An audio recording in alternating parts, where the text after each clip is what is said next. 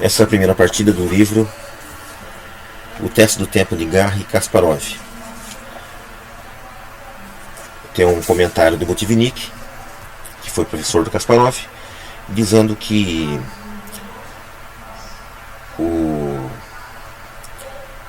o jogador deve publicar suas partidas e suas análises. E diz que Kasparov já está preparando as análises das análises, porque o xadrez evolui.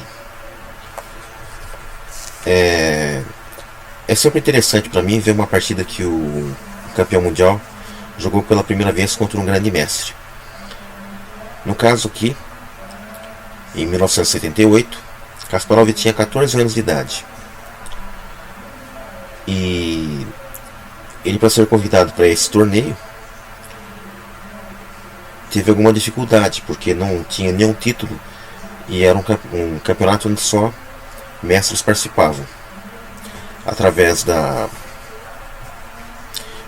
do endosso do Botvinnik, ele conseguiu participar e conseguiu 3,5 pontos à frente de seus adversários, ganhando o torneio. Kasparov versus Utikov, torneio memorial Sokolsky, Minsk, em 1978, abertura peão na dama. Aqui eu acho interessante que Fischer sempre jogava E4, que dava um jogo agudo e tático, e D4 é considerado um jogo mais estratégico, que no caso eu acho que Kasparov tem um profundo conhecimento. D4, cavalo F6, cavalo F3, D6. Parece-me que o mais específico, G6. É também a continuação mais flexível, já que o peão de D7 mantém a sua liberdade de escolha.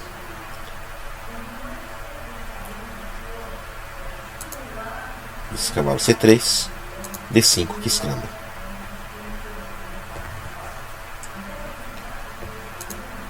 D6, cavalo C3, risco G4.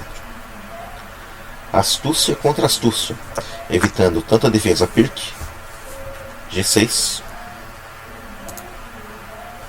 como a defesa Philidor. Cavalo BD7, E4, E5. As pretas escolhem uma continuação rara.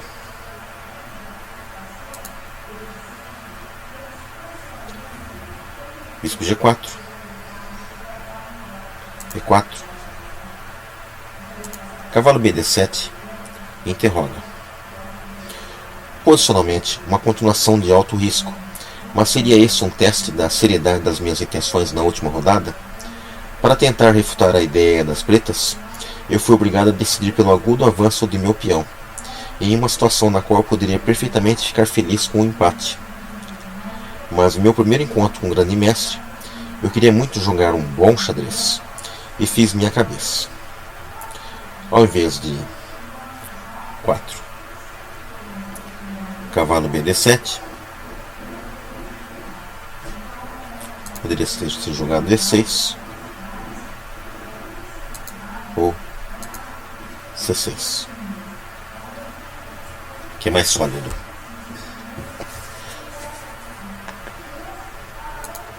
No começo da partida, Kasparov faz um comentário que nesse torneio eu conquistei a norma de mestre, e a partida da última rodada também permanecerá na minha memória. Pela primeira vez eu joguei frente a frente com um grande mestre. Bom, ninguém falou quantas vezes ele jogou contra Botvinnik, ou quantas vezes Botvinnik o treinou.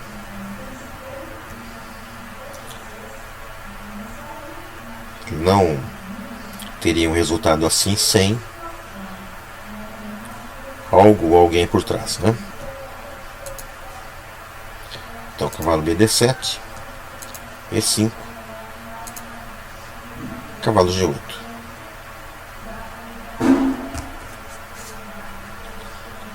O cavalo tem que recuar, pois D toma E5, que é melhor. Eu tomei 5. Bispo F3. Dama toma F3.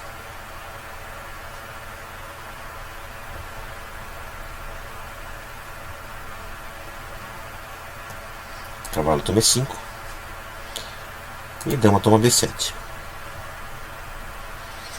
Que é desfavorável para as pretas, mas melhor do que cavalo G8.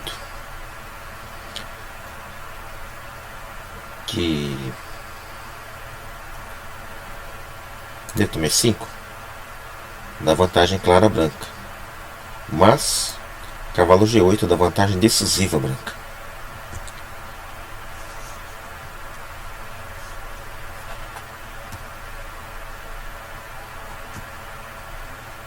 H3. Bispo toma F3.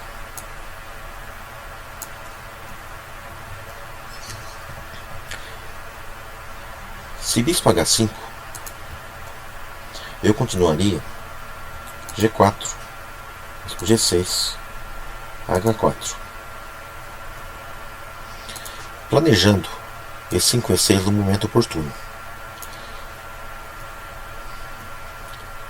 Aqui um comentário meu, que seria H6, H5, H7, bispo D3, C6, bispo toma H7, torre toma H7, dama D3, torre H8, e aí E6, cavalo DF6, EF7, EF7, EF7,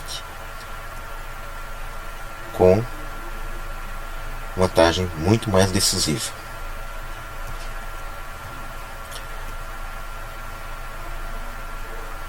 Então bispo H3,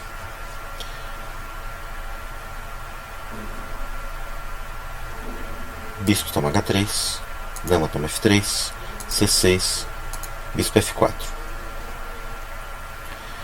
E se E toma D6, E toma D6, D5, C5 e bispo F4.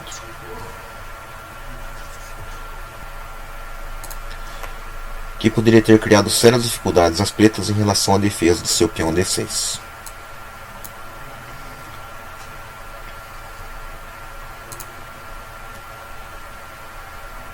D5.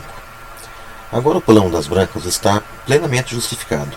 Problemas mais difíceis teriam sido criados com E6.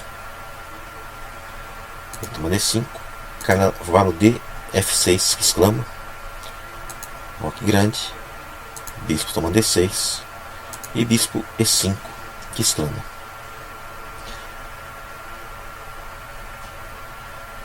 Embora mesmo então após roque grande, após bispo E5, elas têm uma vantagem posicional óbvia, as brancas. E6, F toma E6, bispo D3, cavalo G6, dama E2, G6.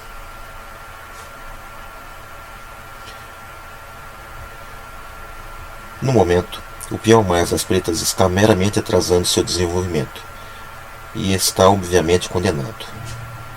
A tentativa de trocado, dama B6, roque, dama toma E6, dama toma D4,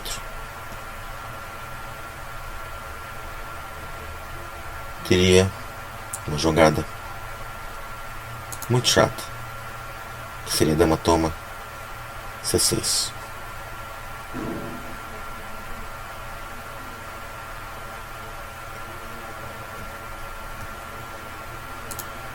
Então G6, dama toma E6, bispo G7, roque, cavalo H5, bispo G5, duvidoso. Poderia ter sido bispo E3.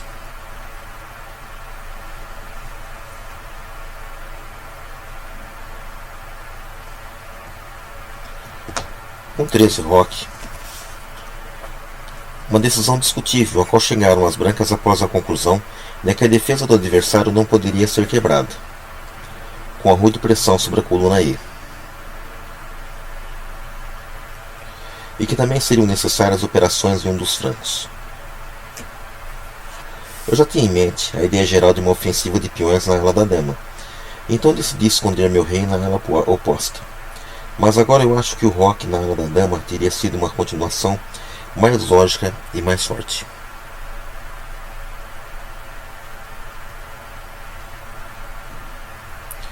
Então, cavalo H5, bispo G5 duvidoso.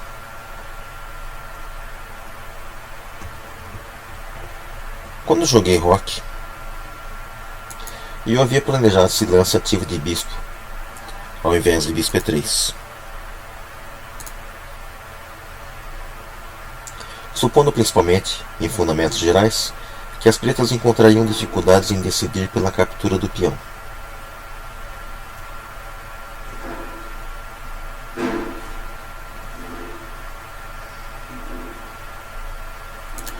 Isso toma D4.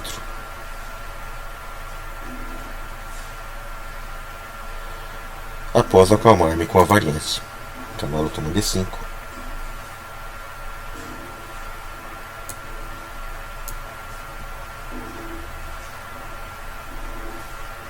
C toma D5, bispo B5, cavalo F6, torre D1, cavalo D6, bispo D7, cheque.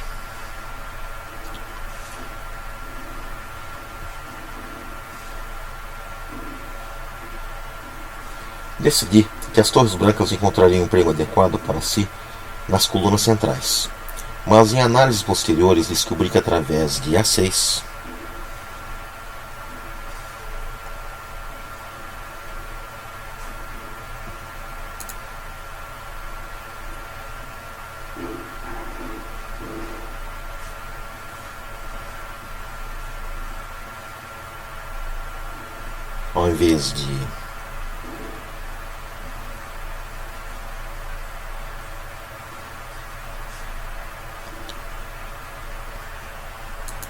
ao invés de cavalo F6,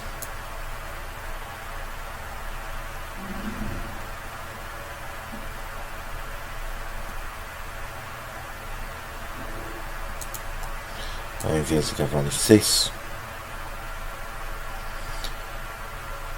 6 teria torre A1, AE1, toma B5, bispo E7, dama B6, dama D5 e bispo E5, que exclama: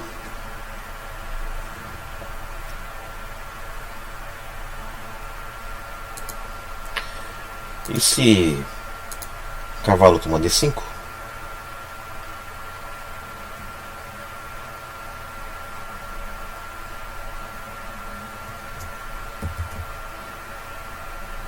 C toma D5,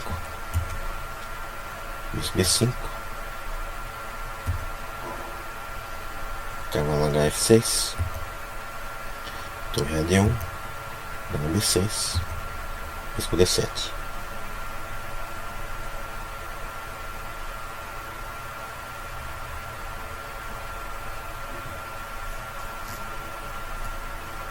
E também, cavalo também D5 poderia ter jogado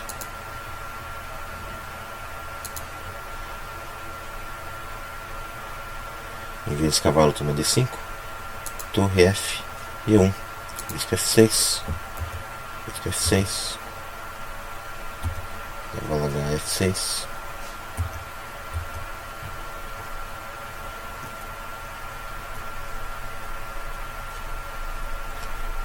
com um bom jogo pelo peão.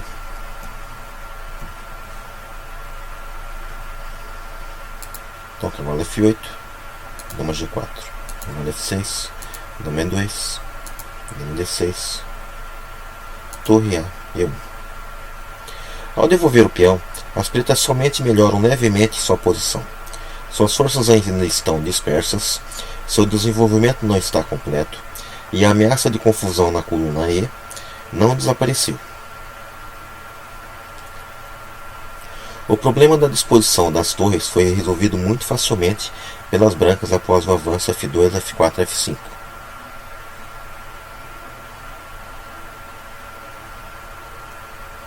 A abertura da coluna F é muito mais do que uma realidade, então as torres estarão melhores em F1 e E1.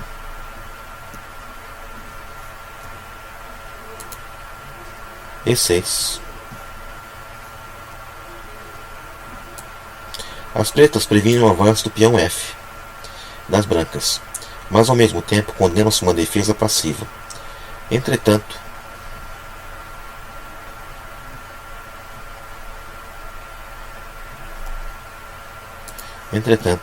rei F7, bispo H4 que exclama, cavalo E6, bispo G3, cavalo toma D4,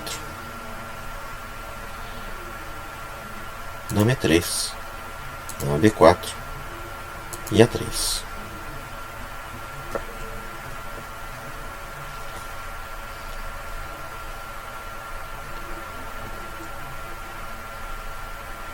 E se cavalo, se dama D7, bispo E5. Seguido de F2 e F4, que parece perigoso para elas.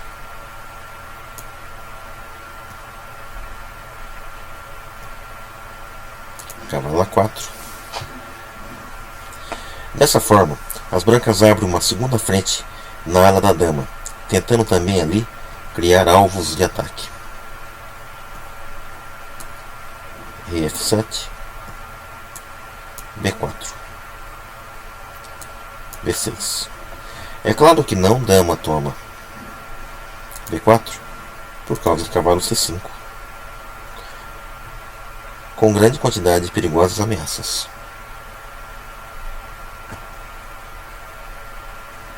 Dama D2, torre E8, bispo F4, dama E7. As pretas não podem impedir a planejada ofensiva das brancas, dama D7. Das brancas. Dama D7 é fortemente contestada por C4. D toma C4, bispo toma C4, B5.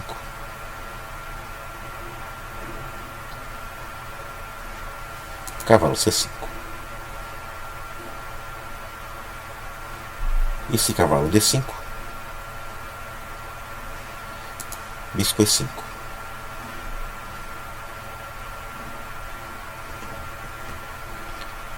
Que é também bastante triste.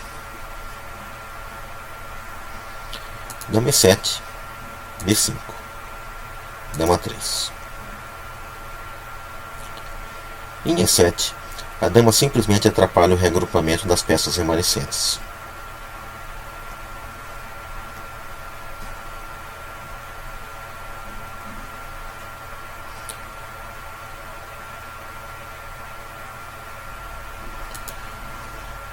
Se C5,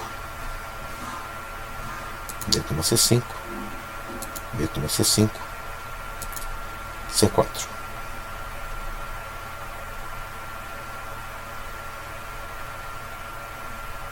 Abrindo o jogo. 3, cavalo C3, C5, cavalo B1 que exclama. O retorno ao lar do cavalo é talvez o lance mais forte de sua carreira. Fica claro que a saída da dama A3 não impediu a abertura do centro. Dama 4. Não há escolha. Dama B4, dama toma B4, C toma B4, bispo D6. E se dama toma 2, cavalo C3.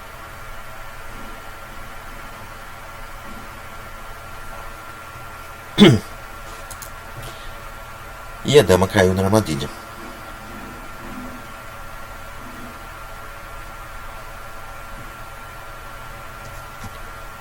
D toma C5, B toma C5, C4,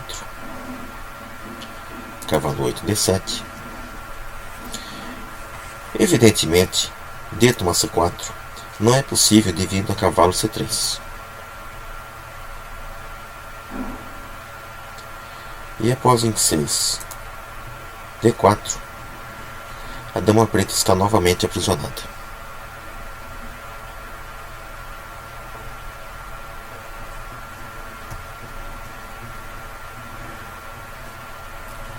Cavalo C3. Dama 5. Dama C2. Dama D8. Agora não há nada para a dama fazer em sua ala. E5 é fortemente rechaçado por bispo D2, que exclama. D4. Cavalo E4. Dama B6. Cavalo G5 cheque.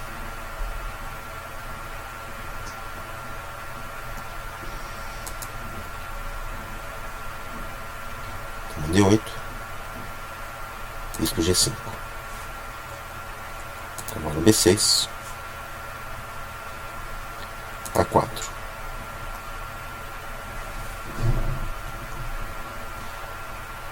E D, toma C4.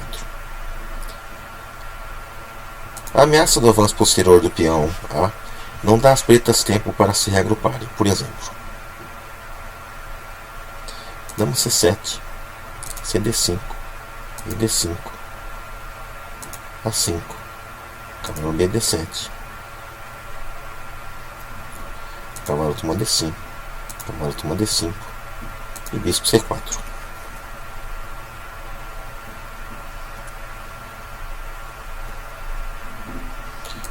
D toma C4, bispo E4,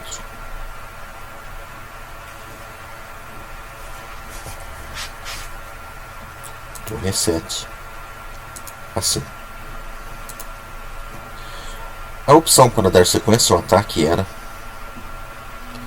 bispo C6. E então, torre D1. A5, cavalo BD7, bispo C6, cavalo B8, torre D1, dama toma 5, cavalo E4, torre F8. Finalmente, torre F8 exclama. E finalmente essa torre entra em jogo, abrindo caminho para o rei ir para G8. Aparentemente, há uma possibilidade real de as pretas consolidarem a sua posição enquanto as brancas estão restaurando o equilíbrio material. Mas aqui eu notei um defeito no posicionamento das torres pretas.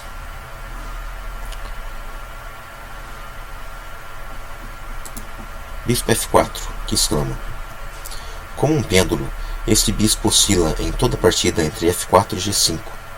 Cada vez... Então, repetindo. Como um pêndulo, esse bispo oscila entre toda partida entre F4 e G5. F4, G5. Cada vez desmoronando mais e mais as defesas do adversário. Esta última oscilação deixa as pretas em situação crítica.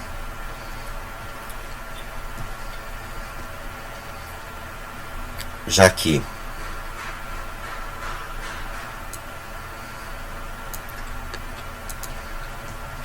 E5 não é possível. Elas são forçadas a permitir a invasão das peças brancas. Pois dama toma C4 cheque, torre E6, cavalo G5 cheque.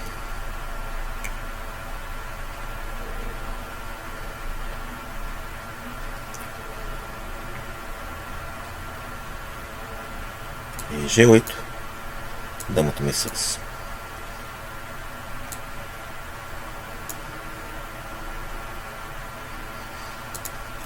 Então bispo F4, que exclama. Cavalo toma C6,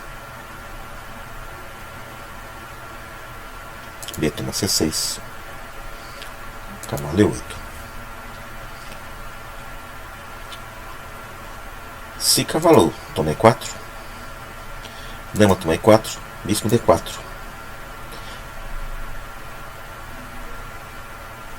Seria um pouco mais resistente.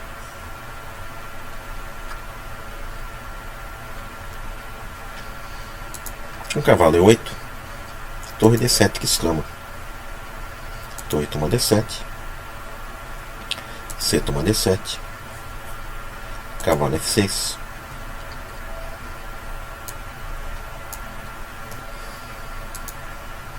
cavalo D6 cheque,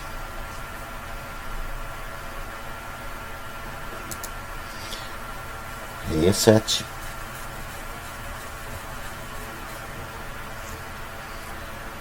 cavalo toma C4. Outra continuação altamente promissora era cavalo B7.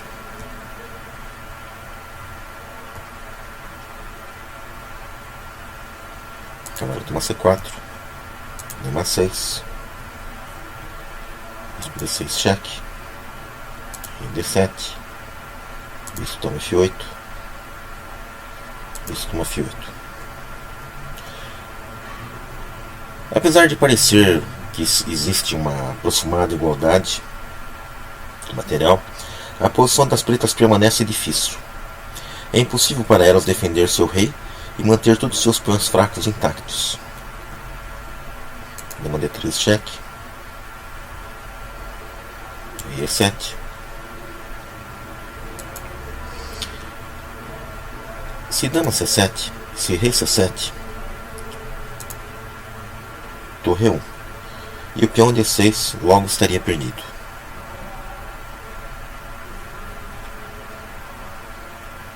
Rei E7, torre D1, cavalo D5, dama E4, rei F7,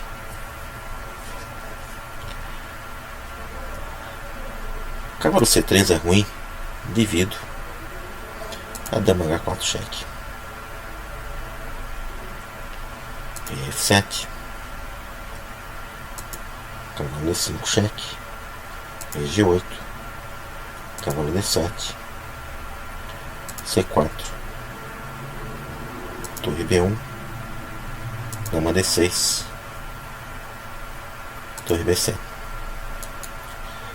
As pretas param a ameaça de torre B8 e de passagem armam uma armadilha.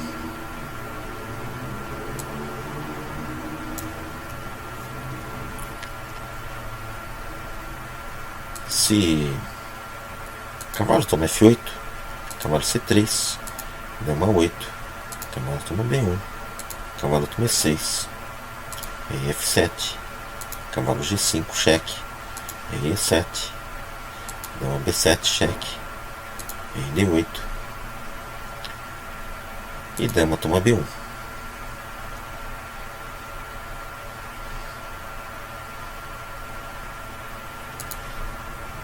E a armadilha era apenas uma ilusão.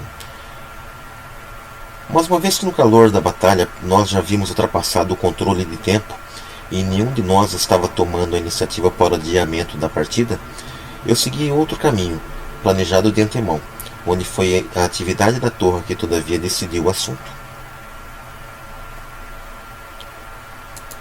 Torre B7, C3, cavalo toma F8, rei toma F8, torre toma H7, dama F4. Através das ameaças de cheque perpétuo, as pretas trocam as damas e salvam-se do ataque de mate. Mas o final resultante não lhes deixa esperança. Seus peões passados estão condenados. Dama toma F4, cavalo toma F4, rei F1, A5, torre A7, cavalo D5, torre toma 5, rei F7, G3. Com uma última cilada, se rei E2, cavalo F4, e F3 interroga, C2, torre C5, cavalo D3, torre toma C2 e cavalo E1. E agora quem ganharia seria as negras. Mas F7, G3 e as pretas abandonaram.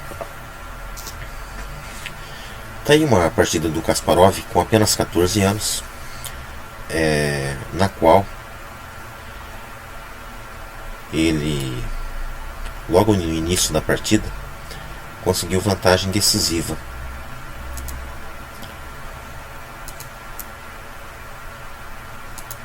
Nesse momento, no cavalo G8, conseguiu vantagem decisiva. E durante toda a partida, manteve essa vantagem decisiva até o final, ganhando. Já demonstrando uma força excepcional para um garoto de 14 anos. Um treinamento provavelmente muito forte. E não se pode deixar de admirar